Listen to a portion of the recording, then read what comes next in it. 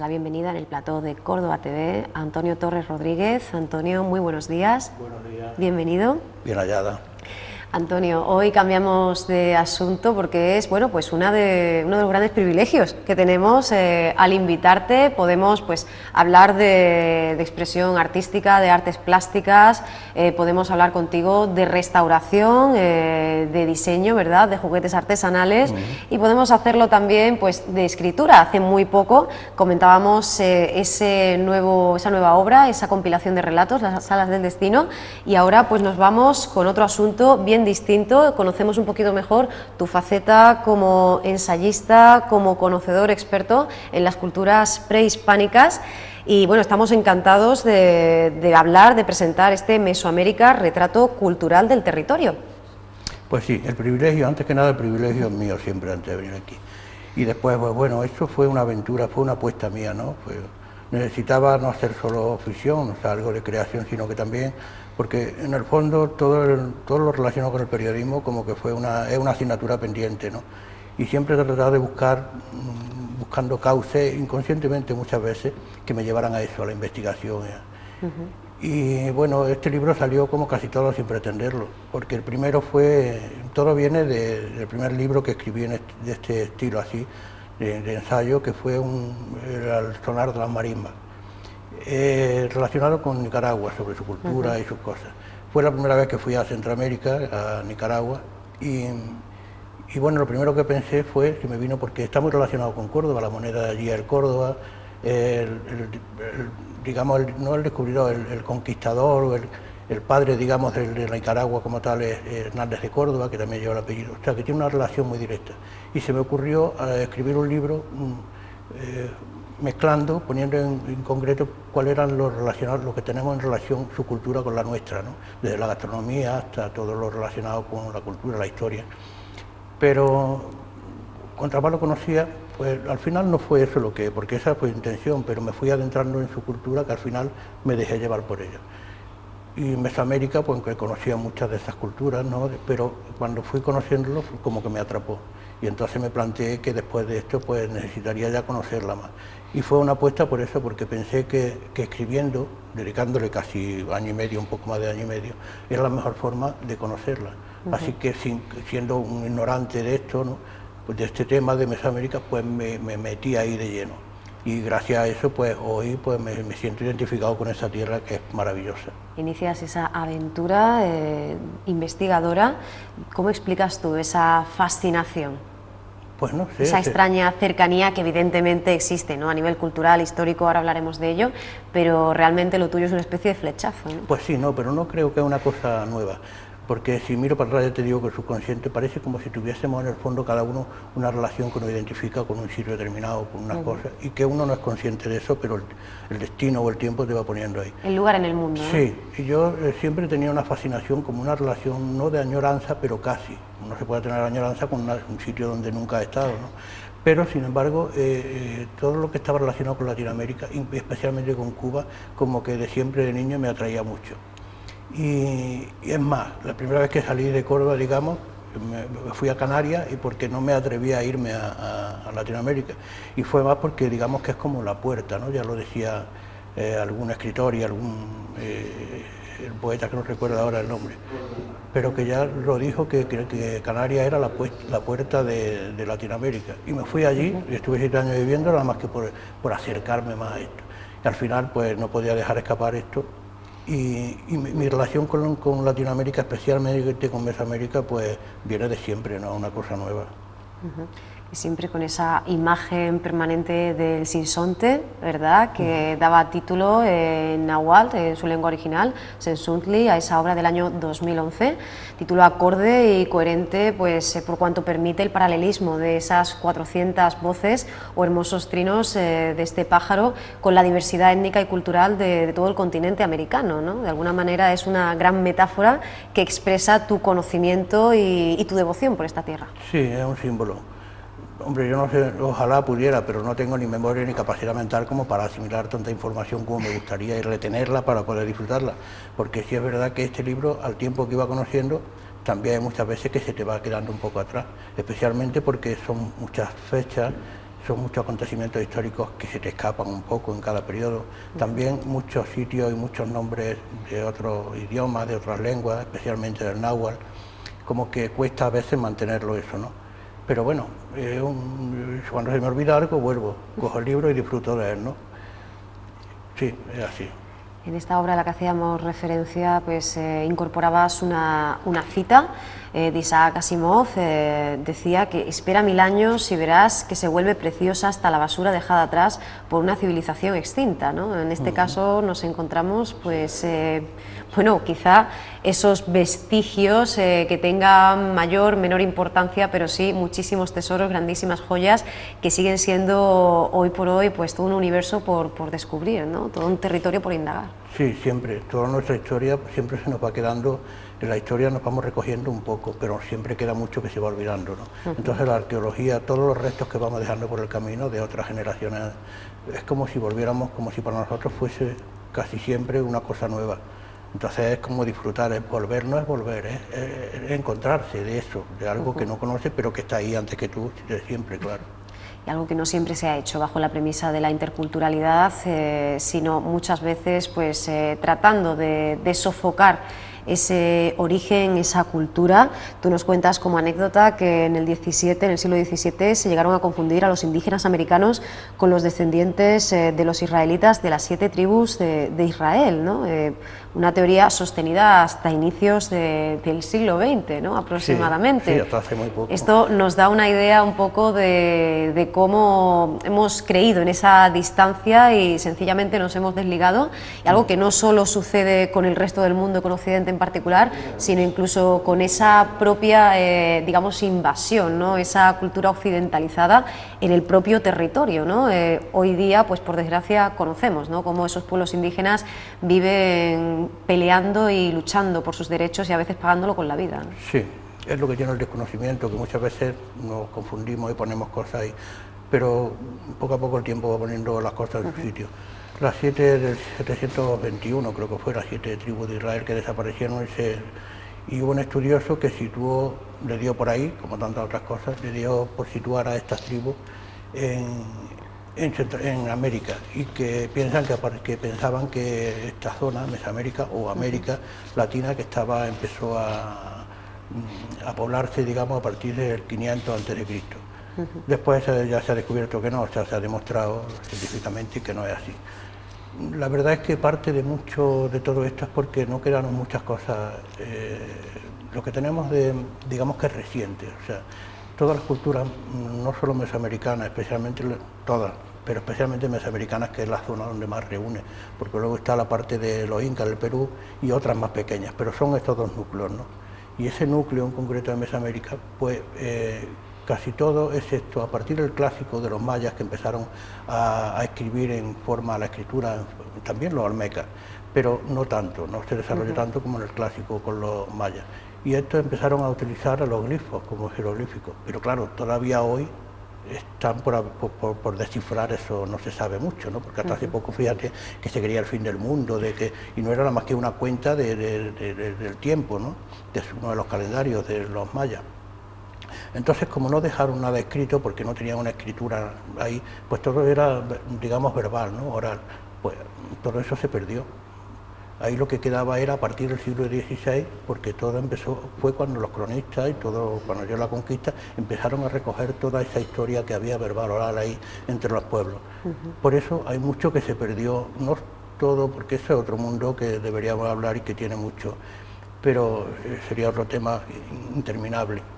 ¿Hasta qué punto los conquistadores españoles o la conquista española hizo daño? Que fue mucho, por supuesto, eso no se niega, a todas esas culturas, porque siempre que se invade uno se estropea o se aniquila otra, la que hay. Pero a partir del siglo XVI fue cuando empezaron a mantener, a controlar, a guardar toda esa información que se fueron de las etnias, ¿no?, que se fueron recopilando. Entonces, mucho, por ejemplo, hasta los mismos olmecas se desconocía de su existencia, incluso se llegaron a comparar con los mayas. O sea que todo esto, digamos que aunque tan antigua, porque desde hace 33.000 años que llegaron los primeros pobladores al continente, pues digamos que hace 22.000 años aproximadamente que ya se tienen constancia de los primeros pobladores en México, pero toda esa historia, digamos que no ha habido una fuente que haya podido mantenerla, conservarla para poder investigar ahora, sino que es a partir del siglo XVI, y muchas de esas fuentes, la mayoría, quedan reflejadas por los cronistas y por el de boca a boca, que muchas veces sabes que se van distorsionando y se deforman. O sea que digamos que aunque sea tan antigua, no deja de ser una cosa nueva. O sea, hay mucho que investigar y mucho desconocimiento, que eso da pie a que se confunda, porque cuando hay desconocimiento siempre se confunden cosas, ¿no? Claro que sí, y ese conocimiento y ese reconocimiento los lleva hasta la necesaria conciencia, ¿no? A hacer realmente praxis de ese principio de diversidad, ¿no? Y realmente de mistura, de simbiosis en un sentido horizontal entre culturas, aprendiendo recíprocamente y sin que una se imponga a la otra, ¿no? Sí, pero lamentablemente eso siempre pasa. Eso pasa siempre. Si nos guiamos hoy, pues fíjate, hay un malestar que es latente, porque es evidente que la sociedad, y una parte importante de la sociedad indígena de Mesoamérica o Latinoamérica en general, pues como que España no fue tan beneficiosa, ¿no? Al contrario, para nosotros lo podemos tener como una cosa con orgullo, que no sé hasta qué punto orgullo decirlo, ¿no? Por las cosas que nos unen, pero claro, ellos no nos miran de ese punto, ellos lo que miran es que un imperio llegó, invadió su territorio y acabó con mucha de su historia. No es tanto así, yo no creo tanto así, porque si miran los mayas, su cultura, antes su esplendor ya había decaído cuando llegaron los españoles, antes de los aztecas, en el clásico estaba, pero sin embargo hoy te vas a Guatemala y compruebas de que los mayas existen realmente, están ahí. O sea, que no desaparecieron, que el pueblo, la mayoría, el 99% de los guatemaltecos tienen su origen maya, tanto también en el sur de México. Otra cosa es que se haya sincretizado con la cultura española o ya occidental que llegó, pero eso no dejan de que ellos existen todavía, o sea, que ellos no desaparecieron. No pasa igual que pasó con Estados Unidos, que allí lamentablemente, sí que es lamentable, quedan algunas reservas de indígenas, muy pocas, desaparecieron prácticamente, sí aniquilaron por completo. Hombre, es evidente que el daño que hizo el Imperio Español, la conquista española, está claro, que como aquí llegaron también la mal llamada reconquista para mí, la conquista de los godos, de los católicos, y aniquilaron con toda la cultura musulmana, ¿no? Eso pasó. Además, fíjate que curioso, yo me identifico mucho con ellos porque paradójicamente estamos los dos acontecimientos históricos, la invasión, como yo le llamo, de América Latina, y la conquista de la España musulmana, de la aniquilación de él, coinciden, porque en 1492 se acabó con el reino nazarí, conquistándolo, y al mismo tiempo se descubría América, se descubría entre comillas, ¿no? Sí. Se situaba por cómo se podía ir la ruta. Entonces, todo ese proceso que sufrió España lo sufrió Latinoamérica. España, la España musulmana, porque fueron muchos los que tuvieron que ir, mucha represión, mucho cambio, fue tremendo lo que se formó aquí. Lo que pasa es que nosotros ya como que lo hemos asimilado con el tiempo, diferente, ellos no, porque ellos aún siguen con ese estigma que no les va a costar mucho tiempo, porque no han evolucionado como nosotros. Nosotros hemos aprovechado todo esto que nos dejaron para hacer historia y vivir de eso, y aceptarlo como tal. Sin embargo, ellos, su realismo, su realidad propia de la pobreza que hay, de que todavía, por ejemplo, en México, que hay una cantidad de indígenas, pues la mayoría es la parte marginada. O sea, nosotros, o los descendientes occidentales, o nosotros mismos, que podíamos ser los calvos, bajitos, que en cualquier parte de Alemania o de otro país podíamos ser la casta más marginal o la más de migrantes y la que más... Pues allí es todo lo contrario, es la dominante. Y los propios nativos de allí pues son los que sufren más la pobreza. Entonces ellos siguen todavía, aunque hace ya varios siglos de su independencia y de todo, pero todavía queda ese mal endémico metido en la cultura. Entonces es lógico que para ellos como que no han terminado de deshacerse de ese estigma, ¿no?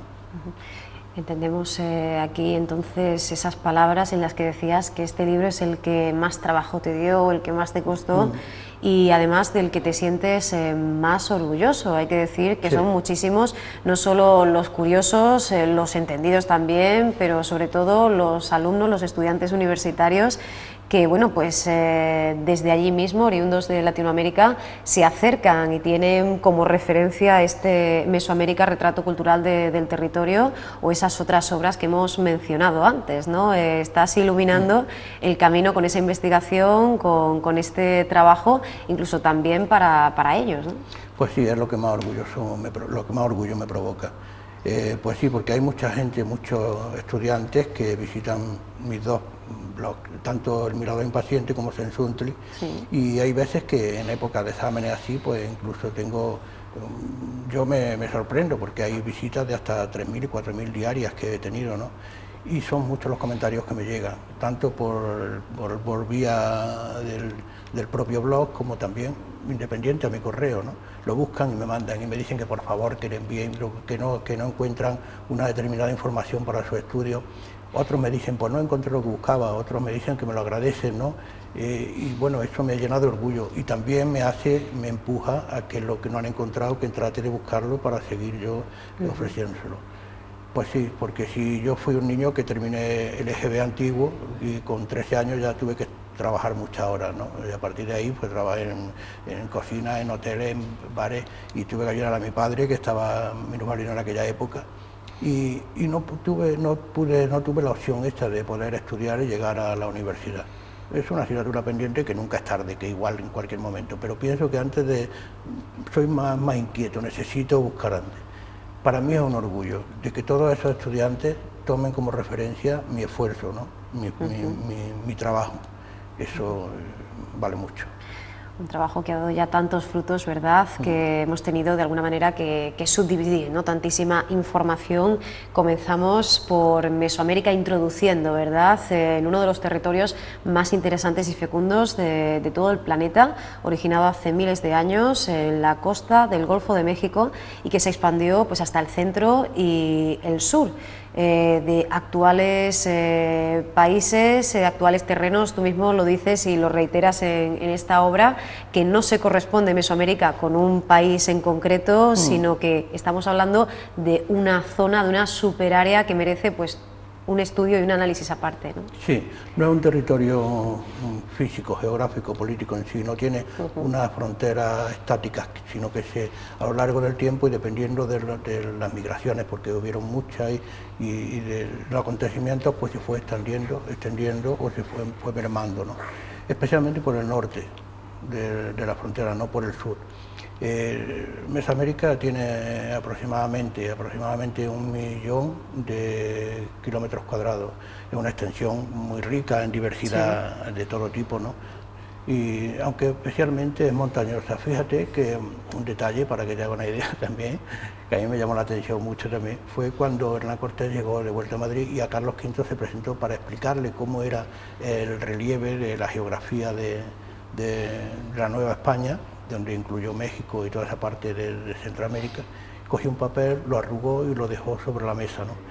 Y le dijo aproximadamente, más o menos así es el relieve, ¿no? Para que siguiera una idea como de lo accidentado, ¿verdad? No sabemos cuánto lo arrugó. Sí, eso siempre lo dejo escrito en el libro, porque claro, igual Hernán Cortés, pues como que era un hombre de carácter y apretó demasiado el papel, ¿no? Pero es un detalle de cómo es aquello, ¿no? Pero sí tiene una diversidad tremenda. Bueno, Mesoamérica empieza por arriba desde el estado de Sinaloa, desde el río Sinaloa, baja hasta el río Lerma, como una forma de U, y luego sube hasta Tamaulipas, hasta el río Soto la Marina, creo que es, en Tamaulipas. Y bueno, ya a partir de ahí toda la parte meridional de México, Belice, Guatemala y El Salvador, y luego toda la parte occidental de Honduras, de Nicaragua, la parte del Pacífico, y hasta la península de Nicoya, en Costa Rica. Digamos que esa es la zona, ¿no? La zona, la Mesoamérica. Tienen en común muchos rasgos. Ya no solo son, digamos que la cultura olmeca es la madre, pero la tienen catalogada como la madre porque a partir de ahí tienen muchas cosas en común. Tanto la maya como la azteca, como las toltecas, como zapoteca, o sea que hay muchas culturas que en esa zona, en la superárea, que es fecunda y que van unas tras de otras y todas van influenciadas. Hay mucho desconocimiento todavía sobre esto, ¿sabes? Esa influencia, pero casi siempre se debe muchas veces al abuso que se hizo de la naturaleza, de muchas ciudades, por ejemplo el Petén, incluso los mismos olmecas también hicieron mucho daño a la naturaleza, ¿no? Porque en sitios de mucho agua y eso trataron de echar mucha tierra y acabaron con una zona selvática, no la acabaron del todo, pero casi. Y los mayas, pues en cierto modo también tuvieron que dejar muchas ciudades, por eso se encuentran muchas ciudades de la selva que abandonaron y luego la naturaleza volvió a recuperar. Pero también hubo muchas migraciones y porque hubo muchos acontecimientos políticos, sociales, mucho abuso también, porque no era... El que desconoce, ya te digo que la cultura en sí como que se desconoce mucho. Y hay el populismo que está por encima de todo y lo puede casi todo, ¿no? Entonces no quiere decir que los latinoamericanos no conozcan su cultura y su historia, sí, por supuesto, pero es muchas veces más populismo, más de lo que realmente se conoce. Me pasa también en cierto modo como a nosotros, como a cualquier pueblo, que conoce un poco así por lo alto, ¿no? Por debajo. No era idílico, no era un contexto idílico aquel, sino que porque la esclavitud era parte del sometimiento, era parte de la cultura que también se va dentro de toda esa cultura, que es una característica, ¿no? Y entonces pues lo que había era que muchas migraciones, por eso precisamente, por la invasión de un imperio, de otro, de una cultura, de otra, el sometimiento constante, el alzamiento, la revolución, eso hizo que fuese digamos un contexto convulso constantemente, siempre en movimiento, nunca estático, ¿no? Por eso mueven tanto mueven las fronteras en sí, ¿no? La aproximación que haces plantea dos ejes complementarios, el temporal, desde el lítico al posclásico, y el espacial, con esas 5 subáreas. ¿Qué estudios te encuentras en ese punto de partida y que te lleven pues, a realizar esta distribución y, como decimos, este planteamiento con estas coordenadas? Bueno, ese planteamiento en sí no es mío, las subáreas ya existen, no es una cosa que yo... Paul Kirchhoff, en 1943, llamó Mesoamérica, que viene del griego meso, significa intermedio, y fue una forma para definir, para diferenciar las tribus del norte de Aridoamérica, o el área chichimeca, como se le llama también, y las tribus del sur, ¿no? Entonces, lo de Mesoamérica es relativamente nuevo, como te digo, en 1943. Luego ya él también aprovechó ese nombre para determinar que el complejo mesoamericano, que es eso, ¿no? Toda la influencia que tienen y las características en común. Las 5 áreas culturales pues son la costa del Golfo, la zona oaxaqueña, el área maya, el occidente de México y el altiplano central, ¿no? O sea, cada una reúne, yo he tratado en el libro de que cada una reúne he tratado siempre de que fuesen cronológicamente y la influencia de una y de otra y por etapas culturales y también por los periodos culturales, o sea las subáreas culturales y los periodos culturales. He tratado de que según se va leyendo el libro, pues se vaya leyendo la historia tal como fue, la sucesión de una cultura sobre otra, ¿no? Muchos enigmas que aún precisan de contestación, otros ya desvelados. Una de tus constataciones, que la presencia, esa huella indeleble, llega hasta pues, la Mesoamérica o el territorio que ocuparía Mesoamérica en la actualidad, ¿no? No está tan abandonado, no está tan difuminado, ¿no? Sino más palpable de lo que creemos. Sí. Hombre, es evidente pero evoluciona como en todo, como aquí en España, la sincretización es evidente, porque fíjate que ellos tienen parte de su religión politeísta, una mezcla con la animista, con la nuestra, ¿no? Con el cristianismo, pero ellos identifican sus cosas con las nuestras, digamos sus santos o sus dioses, sus deidades con nuestros santos, que en cierto modo, aunque es monoteísta, pero también nuestros santos lo hacen a su forma de ver politeísta, ¿no? La ponen ahí. Podríamos en cierto modo analizar y decir, bueno, pues es diferente su cultura a la nuestra, pero no hay tanta diferencia, porque fíjate que ellos asimilaron muy bien y se adaptaron al sometimiento de esta religión que fue tan dañina, así de claro lo digo, tan dañina como la propia invasión, porque allí entraron con 2 armas, la espada y la cruz. No se sabe que en aquella época también se dicen que habían que se mataba a la gente, que te lo ofrecimiento humano, pero es que aquí se hacía lo mismo. Aquí se empalaba la gente, se quemaba en la hoguera, y todo en nombre del dios y todo ofrecimiento a los dioses. Diferente vara de Claro, medir, ¿no? ellos decían, mucho se dice canibalismo, que no es tanto. Canibalismo, algunos puntos puntuales, algunos acontecimientos puntuales posiblemente, y algunas culturas pudiera tenerlo, pero el canibalismo no existía como tal, sino que eso fue un montaje, digamos, un lobby, como se le llama ahora, de influencias sobre la reina católica, que para hacerlo más animales, para hacerlos más esclavistas y para poder esclavizarlos, los esclavistas decían que eran caníbales todos y que para hacerlo como prácticamente como mostrarlos como animales, para seguir a ellos más fácil pero no era tanto. Entonces para su religión, para los mesoamericanos, pues no era tanto, porque fíjate que ellos ofrecían a los dioses. Y sin embargo, aquí también, ellos, el canibalismo se podía interpretar como el cuerpo y la sangre de Cristo, porque es una forma simbólica también de comer y beber el cuerpo y la sangre. O sea que muchas cosas tenían en común, por eso se asimilaron tanto. Hoy en día es triste porque la influencia de unos y de otros, especialmente de tantas sectas, no variantes, sectas, así de claro, tanto como los evangelistas, como los protestantes o como los testigos de Jehová o tantas religiones que están tomando su delantera a lo que el cristianismo tenía. Entonces, esa indefensión, digamos, religiosa que tiene, esta inseguridad, porque la religión católica o cristiana no le da lo que le muestra o lo que le predica, y buscan en otra parte, en otra. Entonces tienen este sincretismo, ahí en la religión está un poco así. Este sincretismo entre lo suyo, que cada vez menos, pero sí identificado con lo de los demás, y lo que viene de fuera.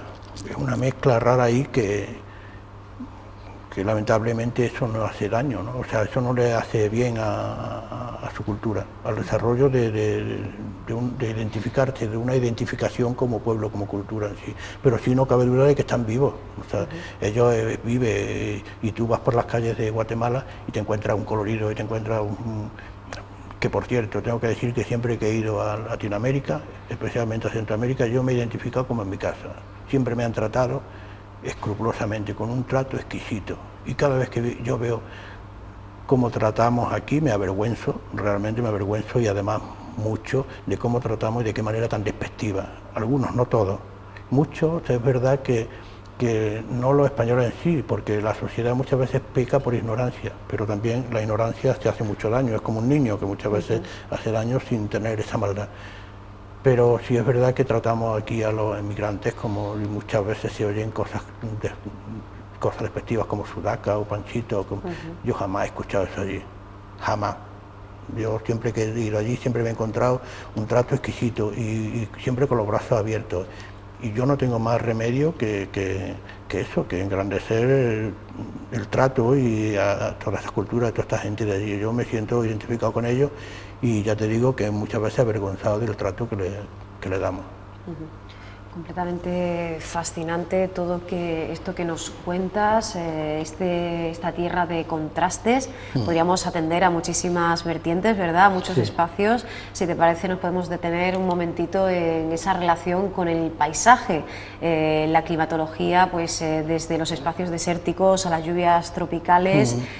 Antes has hablado precisamente de Guatemala, ¿no? Podríamos hablar de esa relación con las erupciones volcánicas, con los volcanes y el misticismo, ¿no? que les rodeaban, esos gigantes dioses pues geológicos de fuego que se elevaban, ¿no? Para dar su mensaje. Sí, es que claro, tú fíjate que ellos, sus dioses, eran politeístas y en cierto modo animistas también, o sea, se basaban en los elementos naturales, ¿no? En todo lo que...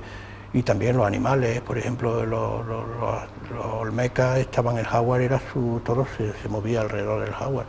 Los aztecas se movían todo alrededor también del maíz, o sea que depende, pero todo estaba relacionado incluso los mayas con sus dos calendarios, uno que era 260 días, que era el ritual, y el de 365, que era el civil. Todo se movía relacionado con la naturaleza. Entonces los volcanes, fíjate, en México, estos son datos que muchas veces a lo mejor igual me puedo equivocar porque igual son muchos, pero para que te haga una idea, por ejemplo, en México creo que hay 20 volcanes, y 2 de ellos son los únicos que quedan fuera, no recuerdo cuáles son ahora, que quedan fuera de la zona mesoamericana. En México nada más hay 18 volcanes. En Guatemala, para que te haga otra idea, son 320 y tantos focos, si no recuerdo mal, focos eruptivos lo que hay, muchos de ellos apagados, pero están ahí. Y si te vas a Nicaragua, pues que sigue por la misma falla, por la misma, digamos, la cordillera que está por la parte del Pacífico, pues son otros 25, creo. O sea que tú imagínate como para ignorarlo, ¿no? Tanto volcán. Pues sí, eran parte, era otro día, otra deidad más, ¿no? Los volcanes. Pero lo mismo que eran la lluvia también para los olmecas, ¿no? Ellos vivían en una zona pantanosa, digamos, en la parte de Yucatán, perdón, en la parte de la costa del Golfo, entre Veracruz, el sur de Veracruz y el norte de Tabasco. Es una zona húmeda y con era mucha ciénaga. Y fíjate que hay muchas, siempre, bueno, relacionado con todas, pero ahora se me ocurre un detalle sobre la cultura olmeca, que lo más conocido son sus cabezas colosales, estas famosas que son de decenas de toneladas lo que pesan. Uno puede decir, claro, como las pirámides de Egipto, con tantas piedras y tantas cosas así, que uno lo sorprende, pero sorprende más cuando te metes dentro y descubres de que la cantera de donde traían esas piedras era de la Sierra de los Tutlas, que eso estaba a más de 100 kilómetros de esa zona, no había piedra ahí. Por eso no existen esas pirámides como pueden existir esos templos o esas zonas, esas bases de templos piramidales que hay que se dan en los mayas o en otras culturas. Ellos lo que hacían eran de tierra, de montículos, eran la base igual. Lo que pasa es que hoy te encuentras muchos montículos de tierra difuminados y perdidos. Hay tres ciudades, hay más, pero 3 centros ceremoniales, digamos que son San Lorenzo Tenochtitlán, la primera, luego está La Venta y Tres Zapotes. Esas son las 3 que hay más importantes, luego hay otras. Lo que dejaron los olmecas, la madre de esta cultura, son las piedras, los grandes cabezas colosales. Sin embargo, no dejaron otra piedra porque no, tú fíjate que tenían que traerlo sin ruedas y sin animales de carga, porque en Centroamérica no había animales de carga, había grandes depredadores como el puma o como el jaguar, y anteriormente otros grandes que ya fueron desapareciendo como los mamús, los mastodontes o los bisontes, pero no animales de carga, como aquí, como quisiera ser la vaca, porque los aztecas tampoco consumían la leche así, ¿no? No había ganado de vacuno. Como que cuesta un poco pensar y decir cómo llevaron esas piedras de decenas, de lo que pesa de toneladas, llevarlo a más de 100 kilómetros arrastrando por zonas pantanosas, pantanosas, o sea, donde hay mucha ciénaga, todos esos son unos misterios que te hacen meterte y averiguar, porque te deja, es toda una fantasía tremenda lo que te da para, claro. Efectivamente, antes has hablado de esa convivencia difícil, ¿verdad?, entre diferentes culturas, del esplendor de las mismas, y se produce un equilibrio también, Antonio, muy interesante entre esos puntos en los cuales confluyen y aquellas diferencias, ¿no? Has hablado tú hace un momento de esa dimensión incluso cultural que tenía el maíz, también el uso del cacao como moneda. Podríamos añadir, ¿no? Has hecho también mención de esos rituales funerarios, de esas costumbres tan próximos entre ellos y a la vez capaces, ¿no?, de establecer sus propias, haber desarrollado esas raíces comunes de una manera distinta, ¿no? Me imagino que en este terreno el camino todavía es muy largo, ¿no? Claro. Hombre, lo que sí está claro es que en una zona que, aunque no es pequeña, porque yo te digo que es de 1 millón de kilómetros cuadrados, pero sí, como todo se basaba como se basa en la historia de los pueblos, de la humanidad, de la invasión de un pueblo por otro, pues toda esta base, digamos, que se seguía manteniendo, iba evolucionando, porque claro, hay diferencias entre los olmecas y los mayas, aunque tienen mucha relación, incluso la afinidad, su afiliación lingüística también puede tener parte, ¿no?, aunque de los olmecas se desconoce en cierto modo mucho.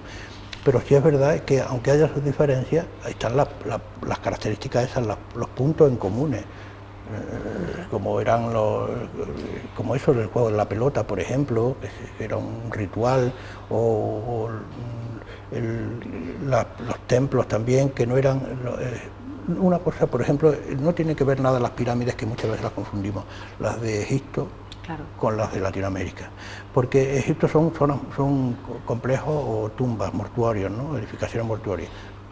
En Latinoamérica no, salvo, excepto en algunos casos, pero la mayoría son templos, son bases. Digamos la base del templo, que el templo estaba arriba, igual estaba todo de piedra, pero la base era de materiales, de madera y cosas así, ¿no? Solo recuerdo ahora algunos casos, por ejemplo, en Palenque, el Señor de Tikal. Ese sí hay puede ser un templo mortuorio, ¿no? Pero por lo general no, tenían sus templos, sus zonas mortuorias aparte también, tenían sus características como que lavaban a los muertos y ese agua de lavar a los muertos puede resultar un poco desagradable, pero también se lo bebían porque eran parte del ritual, ¿no?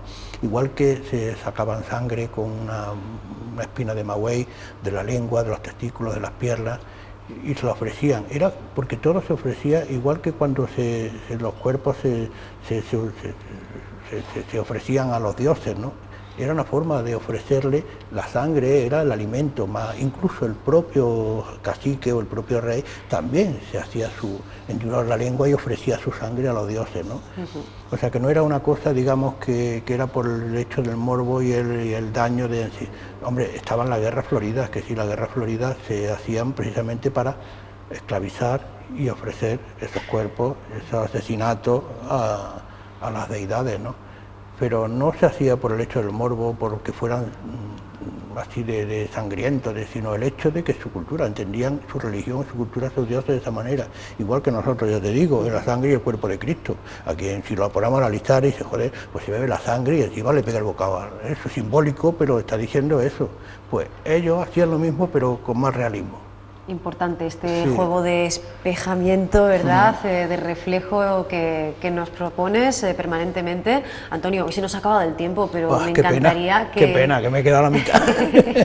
que siguiéramos un día muy próximo, pues volviendo a dibujar, ¿no?